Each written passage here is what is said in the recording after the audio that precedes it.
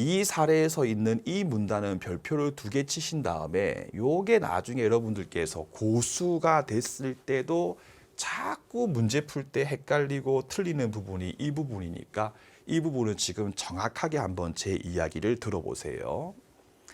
결국 민법이라고 하는 것이 어려워지는 이유는 뭐냐면 기본기가 정확하지 않았을 때 어려워지거든요.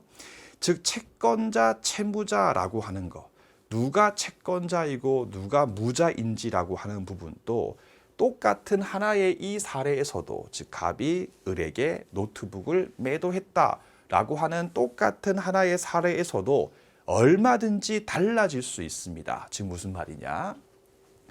이 사례 문제에서 100만 원의 지급을 요구하는 권리를 가진 갑은 채권자에 해당하고 맞죠?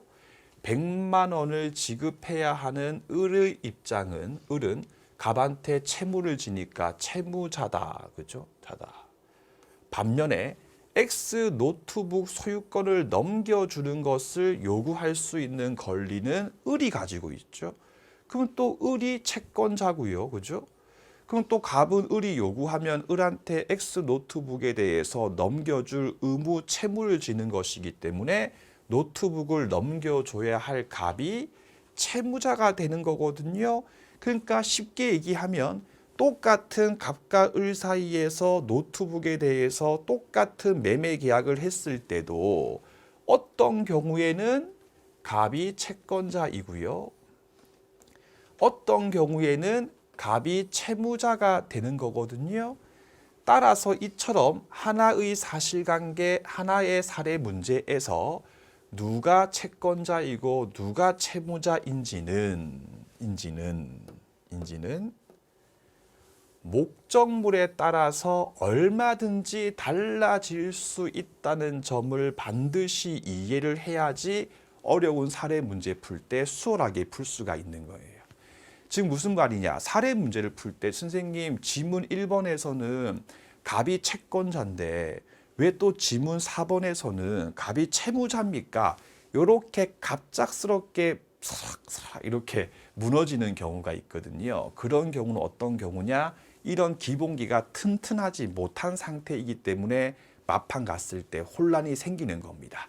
즉 목적물 해서 여기 있는 목적물 100만 원이라고 하는 매매 대금, X 노트북이라고 하는 매매 계약의 목적물 제가 방금 여기다가 첫 줄 했을 때 노트북 100만 원에 꺽쇠 치고 매매 계약의 목적물 매매 대금 괜히 쓴 게 아니에요.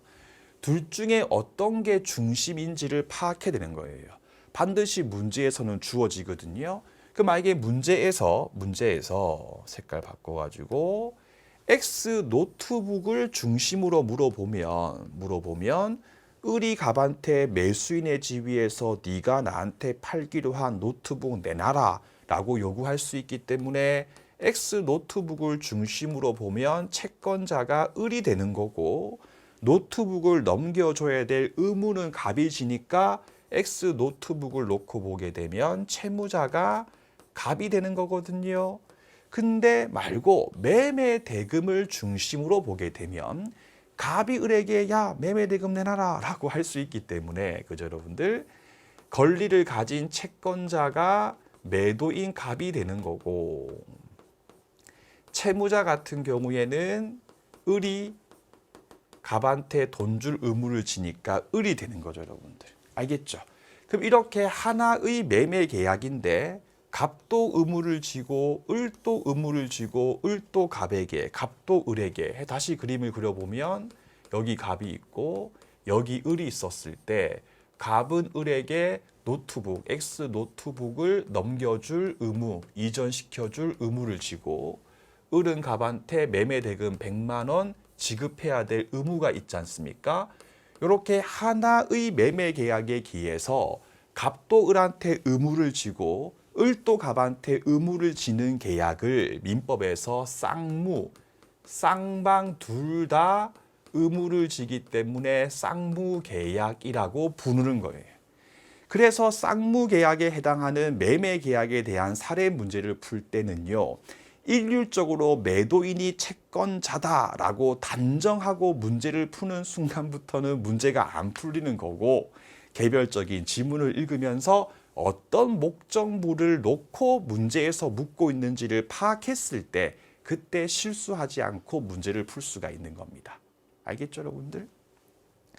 그럼 이제 비교해 가지고요. 또 비교해 가지고 갑이 을에게 내가 니한테 노트북 하나 선물해 줄게라고 증여 계약을 했다. 그렇죠? 증여했다. 증여 계약. 그러면 을은 갑한테 노트북 주세요라고 할 수 있는 채권을 가지죠. 근데 갑도 을한테 노트북을 줘야 될 의무를 지죠. 채무자.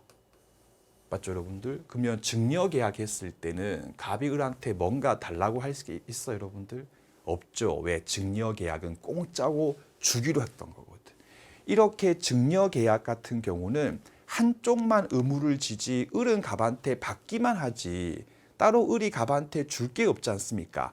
이렇게 계약 중에서 한쪽만 의무를 지고 다른 한쪽은 의무를 지지 않았을 때를 편무계약 해서 증여계약은 쌍무계약이 아니고 편무계약에 해당한다라고 책에서 부르는 거예요.